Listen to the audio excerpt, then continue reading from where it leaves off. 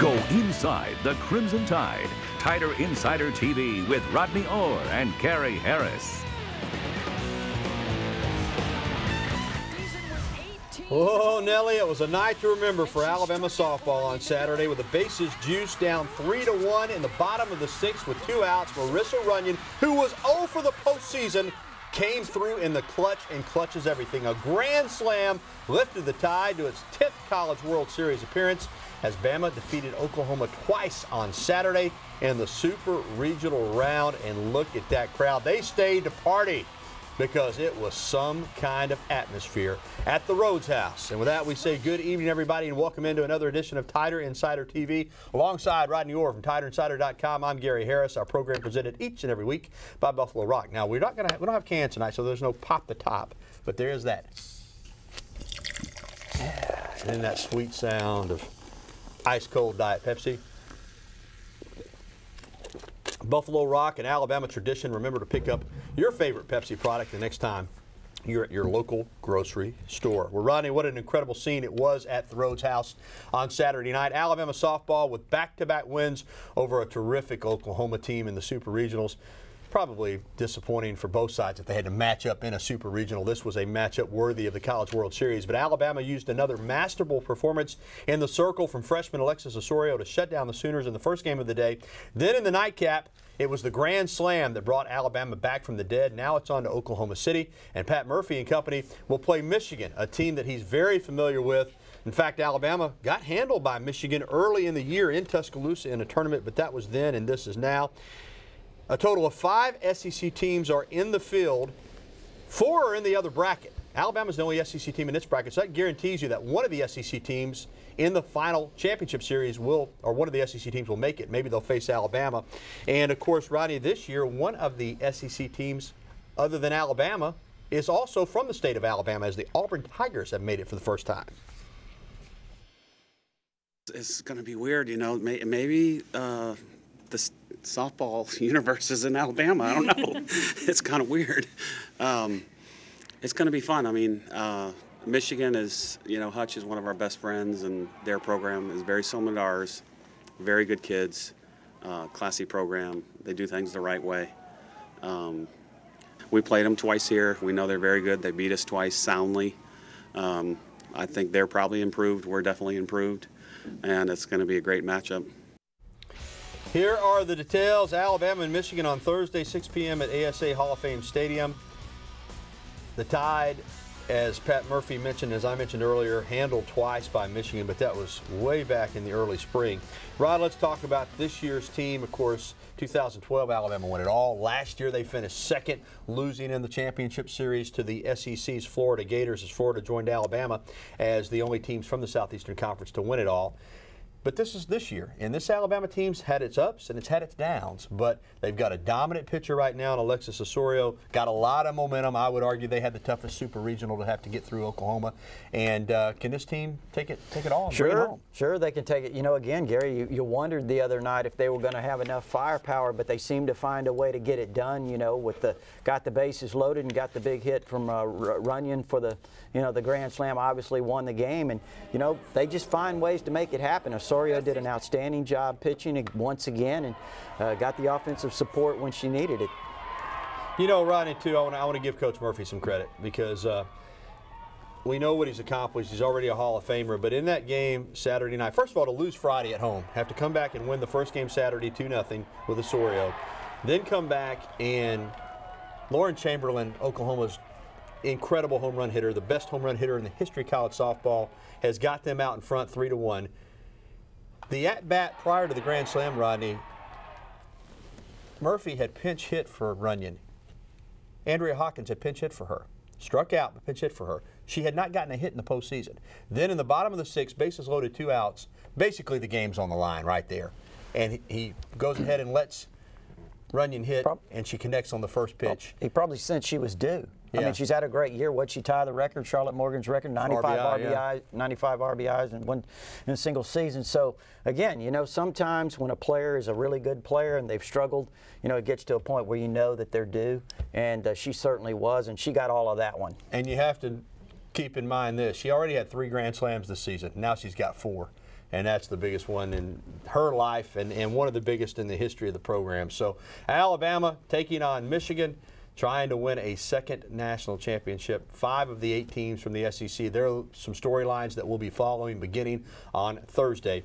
And in the other bracket, as I mentioned, 4 SEC teams: Auburn, Tennessee, Florida, and LSU. So we're guaranteed 1 SEC team in the final. Alabama would love to make it 2 and make it SEC versus SEC, just like last year.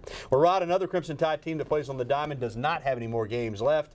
As we expected, Alabama's baseball team did not receive an invitation to an NCAA regional. Their season coming to an end on Friday at the SEC tournament. It was a tough way to end, too. Mitch Gaspard's team stretched out the tournament, made it all the way to Friday, coming out of the single elimination Tuesday play-in games, but ran out of gas, got pummeled by Vanderbilt 16-1. After the game, Coach Mitch Gaspard and the players shared some of the unique circumstances that they faced this year, dealing with Sewell Thomas Stadium being under renovation and having to play all of their home games away from home, basically, over at the Hoover Met. No one can understand what this group has been through this year.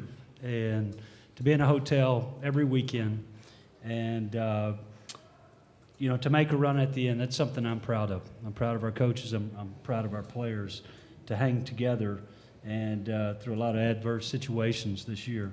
And we'll all be better for that. People will never really get to understand what we had this year. You know, at times it was rough. You know, getting on the bus on a Tuesday after a long weekend was the last thing you wanted to do. But, I mean, it really brought our team together. And we'll move on from baseball to football now, Rodney, and hopefully Alabama's baseball team will be very good next year. They got a lot of people coming back, and they get back in Sewell Thomas Stadium, which is going to be beautiful. The SEC spring meetings happening this week in Destin, Florida, and a couple of big topics of conversation down this week are football-related.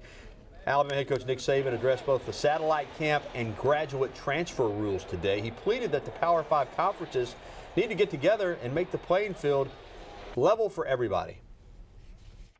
We have a lot of crazy rules. Head coach is not allowed to go out during an evaluation period in the spring. All right, but you can go have a satellite camp anywhere in the country to bring your staff in and bring players to it. I mean, does that make any sense to anybody? We need to have the same rules in the Big 5 in all the leagues. All 5 leagues. If we're going to compete for the championship, all right, and everybody's going to play in the playoff system, and everybody's going to compete for that, then we need to get our rules in alignment so we're all on a level playing field. Real quick, Rod, I'm with him. Head coaches aren't allowed to, very rarely allowed to actually go out and evaluate players, but yet you can take your entire coaching staff and go anywhere in the country and hold a camp. Yeah, well, And the in SEC certain can't leagues, do yeah, it. not the SEC. Obviously, but the Big Ten can do it. Michigan's done it. Supposedly going to have one in Prattville or whatever. Penn State going to do it. I mean, it's just amazing. There has to be uniformity. Yeah. I mean, when you're competing for the same championship, certainly everyone should play under the same rules, right? Yeah. Be able to recruit under the same rules and everything. Now you add in the cost of tuition. That's even a cost of living deal for college athletes. That's going to be another can of worms right there. Well, much more coming up on Tider Insider TV. When we come back, we'll talk positions of need in the 2016 recruiting class. One of those may have been filled this past week. We'll discuss the big Texas defensive lineman Kendall Jones, who committed to Alabama, spurned the hometown Texas Longhorns. And coming up, we'll also be welcoming your phone calls, emails, and tweets. As always, the information right there on your screen on how you can get in touch with us. So jot it down, and we'll be back with more right after this.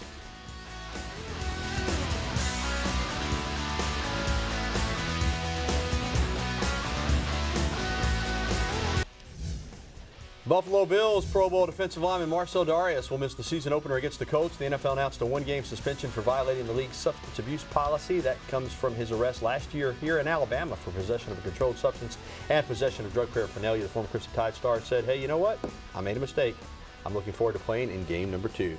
Well, Alabama is always looking for the next Marcel Darius because he was dominant, and who knows? Maybe they have found the next one in big Kendall Jones out of Killeen, Texas. Rodney, let's talk about Alabama's latest commitment. And the thing that strikes me right off the bat is I'm not, a player aside, just the physical stature of this young man. 6'4", around 360, but I'm telling you something, he's not fat at all. No. He's like a taller version of Robert Stewart. Remember him? Yep. And you know, just an outstanding nose guard type prospect. Gary dominates the middle. Really, no one wants to block him, and you can't really blame them on that level. But you know, he's an outstanding player, one of the top players in the state of Texas. You know, Texas A&M certainly very disappointed with his decision, but they'll continue to recruit him. I got to think Bo Davis a big key here. Huge key, Gary. He established a great relationship with, you know, the family, the school, while he was out in Texas as an assistant coach, and has known about Kendall. Kendall's known Coach Davis for years, so I think that certainly played a big role. His nickname is the Hulk, and unlike some nicknames, this one is earned. He is a big young man. 6'4", 360. As we said, I'd guess him at about 305.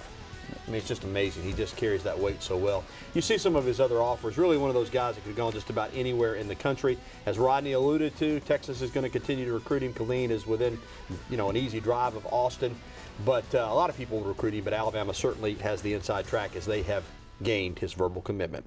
And that brings us to this 2016 class. Rod, let's talk a bit about some positions of need for next February. When you look at how Alabama's recruiting, where do you see the biggest needs for this particular class? Well, I think it always starts in the trenches, but I think this year when you look at what Alabama may lose, obviously they're losing a couple of seniors. Jaron Reed, DJ Petway could lose a couple of top flight juniors, and Ashawn Robinson and Jonathan Allen. You never really know if those guys may go early, but there's certainly that possibility. So defensive line is a huge area of need, and I think obviously with Kendall Jones, they also have a commitment from Waquan Davis out of Meridian, Mississippi. Gary, they're recruiting a ton of guys. In fact, we have a big article on TiderInsider.com right now, several of the defensive linemen that Alabama's in on, as well as the offensive tackles that they're recruiting, because that's another really big priority. Alabama's done really well on the offensive line the last few years, but they certainly need some offensive tackles in this class. Have a couple of really good interior players committed, have a potentially great offensive tackle committed, Jonah Williams out of California, but they need 2 or 3 more offensive tackles in this class. So I think those are really some of the main focal points. You always want playmakers at wide receiver. You know, running backs, you talk about you always have them. What did we talk about a couple of years ago? Never enough. Never enough. And you know, a physical tight end, you really need those. And those are becoming really more difficult to find, Gary, because what happens is now you've got all these high school programs, and they're playing that spread offense, and so finding a guy that's a big, physical, strong blocking tight end on the high school level is a little bit more difficult than it used to be. All right, good stuff. And here are some other things that we've got going on in the program. More coming up, including an update on a couple of national champions from a year ago trying to repeat. And next, we'll be welcoming your phone calls and your tweets. 205-348-WVUA. That's 348-9882 is the number. Email us, titv@wvuatv.com, or you can reach us on Twitter with your question or comment using the hashtag TiderInsiderTV. We'll be back with more right after this.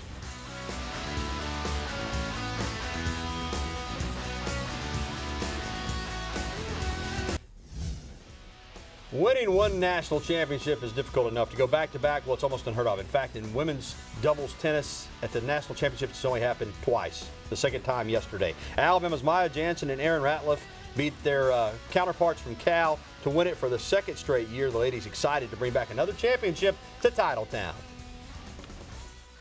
It means a lot. I wish all of our teammates could have been here for this, but I know it means a lot to win national championship, and to do it for your university is amazing, and it's a really special feeling. Yeah, same. I wish that our teammates were here so that we could celebrate with them, but I mean, we're just thankful to be playing for the University of Alabama. It's a great place, and we're just happy to bring it back to Tuscaloosa. Congratulations, ladies. They joined us last year after winning their first. We have to get them back on this time around as well. Rodney, let's head to the phone lines. First up, our buddy Harold over in Anniston. What's up, Big H? Hey, what's going on, guys? Hey, you know I respect everybody's opinion, man, but I was listening to this dude calling Cowturd here, and he seems to think that Alabama's defense was soft last year and will be soft this year, and that we won't be a top 5 team. What do you guys think? You know, I think he's very good at what he does, and he's in the business of generating people talking about him on social media and stirring things up. I think he's really good at it. I think he likes the fact that the SEC, you can take a few shots at it now, just because it hasn't won the national championship in the last couple of years. But, you know, he said last year that Auburn was going to play in the national championship game again, and they lost 5 games, and Alabama made it to the playoff. And So, you know, his opinion's about like everybody else's. He's got one. Yep. He loves to stir it, Harold, especially with Alabama fans. Like Gary said a couple of years ago after the Kick 6 game, he said, Alabama fans, get ready because Auburn's going to do it to you again next year on their way to their second straight national championship. He gets everybody stirred up with those comments, but, you know, he's really pretty good when you kind of get through all that. Yeah. Now, I haven't said that. Did Alabama reach its goal last year? No. They didn't make it through the playoffs. So maybe from that standpoint, the Tide does have something to prove. Let's stay here in Tuscaloosa and talk with CB. CB, how are you, my friend? Fine. How y'all tonight? Very well. What have you heard on Coach Gaspar? We like Coach Gaspar, but you know, we ain't played in Hoover for 6 years. 70-something and 90-something in the SEC is, you know, we need W's. I mean, you know what I mean. That'll bring attendance, new stadiums. Well, we just need some new coaching staff, it looks like. Got to win. I know what you mean, but I think that you know, I've heard nothing that indicates that Coach Gaspard won't be back. I think he'll be back next year. He'll get it, you know, an opportunity to play in that new stadium that he lobbied for and had a lot to say about getting it built. So he'll get it, you know, another chance. Now I agree. Next year, I mean, you're back at home and had plenty of time to get this program going in the right direction. They've had some good moments, but this year, when they were picked second in the SEC West and barely made it to the SEC tournament, was a poor year. Now, I know there are a lot of reasons that he's already mentioned, talking about Coach Gaspard, the travel to Hoover and so forth, but, you know, next year is a big, big year for that coaching staff. Well, CB is one of the better supporters when you're talking about baseball, and CB, you just got to hang in there, see what happens next year, and, you know, support them like you do. All right, real quickly, let's talk to Plato and Panorama. What's up, Plato? Hey, good evening, guys. Regarding spring sports, I know they have a finite number of scholarships to spread among the team. Do you know that there's any legislation out there to kind of level the playing field, since so many of our neighboring states have lotteries as well as the ability to waive out-of-state tuition that puts us at a disadvantage, primarily baseball. Yeah, I knew you were talking primarily about baseball there, Plato, and there is a lot of discussion about it. As far as I know, nothing is on the table. 11.7 is what they get in baseball, and you're trying to, you know, fill a roster of nearly 30 guys with that. And for people who don't understand, if you're a lottery state, a lot of the players in state qualify for those Hope scholarships, so they come in on that. They don't count against your 11.7. It gives you more flexibility, particularly going out of state, to offer a player. Say Georgia can offer a player in Alabama maybe more than Alabama can offer him, because Alabama is really, you know, they've got the 11.7 and that's it. So some discussion about it, but whether or not anything's going to happen, I do not know. Thanks for the phone calls. We got more phone calls coming up here on the program, so stay with us. You'll get a chance to call in. And up next, we'll update you as well on Alabama's women's golf team. How did they fare in NCAA play? And those phone calls that we're going to get to as well. So stay with us. We'll be back right after this.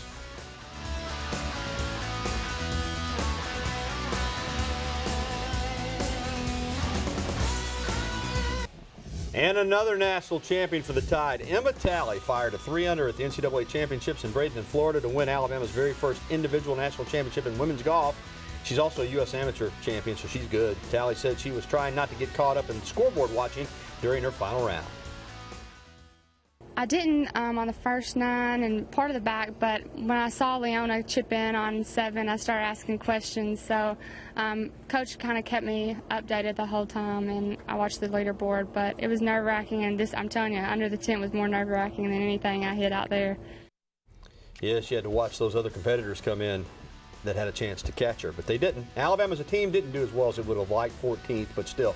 What an accomplishment for Emma Talley and Alabama making it to the championship. That's always an accomplishment in a team sport. So Alabama women's golf and men's golf, both still national contenders. All right, let's head right back to the phones. Bill is with us from Birmingham. Hey, Bill, what's up, man?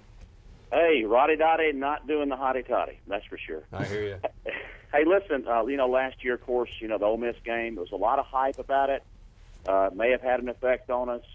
I know we were young and all that. Of course, in the long run, it didn't pay. You know, Ole Miss wasn't consistent. But this season, when we're going to play at Georgia, it seems like I'm kind of getting that sense that we're going to get a replay. I'm not talking about that we're going to lose over there, but I mean, there's going to be a lot of hype about it. It seems like the media will be siding a little bit towards Georgia. And how do you think the Coach Saban, deals with that and so forth, and just kind of give it to you guys on that? All right, Bill. Well, he's dealt with it a lot. Alabama's been in this scenario a lot over the last several years where they've gone into place, and it's a make or break, program builder. Certainly Georgia's got a great program, but they're going to remember what happened in 2008 over there, the blackout. They were big favorites over Alabama. This was when Saban was second year just establishing the program. The Tide kind of blew them out. Georgia came back in the second half and made it respectable. But yeah, it's going to be hyped over there, and Georgia sees this, I think, as a good litmus test for their program. Well, and also I think there's some interesting matchups. You look at Jeremy Pruitt, the former Alabama assistant, who is now the defensive coordinator at Georgia. It's certainly a big game for him, but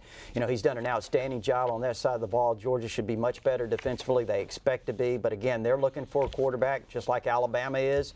They've got a great running back in Nick Chubb. They've got a great running game, and it's a little bit early to start kind of projecting that game right now. Let's see how things kind of start shaking out in August camp and early in the season before they play. Thanks, Bill Keith. Sorry we couldn't get to you. We're running out of time. Call in next week. We'll try to get you on. And we're going to wrap up things on Tider Insider TV when we come back.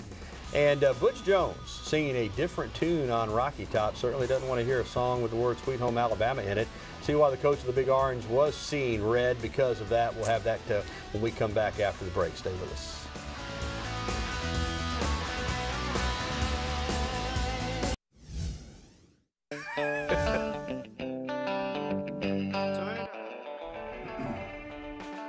Why would we have that playing at Tennessee? Do you think you go to Alabama and they sing Rocky Top? No, they don't, Butch. Coach Jones, as the sounds of Sweet Home Alabama rung through the spring practice in Knoxville, he found the culprit across the street and promptly shut down the music. Now, I think that might have been a little bit staged. It was definitely staged. It was entertaining. I watched the whole thing. Yeah, it was staged. It was good. And, hey, a lot of fun between Alabama and Tennessee. A big rivalry. All right, that's going to do it for the program. It's dinner time, Rodney. Buddy's Rib and Steak in Northport. We're coming to see you. Hope some of our friends will join us there. And remember, Buddy's serves breakfast, too. Best breakfast in town. So check them out when you get an opportunity. And check us out tonight over there in about 20 minutes. All right, replay of the show will be available tonight on our website. Also, we'll have it for you here on WVUA at 10:30 tonight. For Rodney Orr, I'm Gary Harris. Thanks for watching. So long, everyone.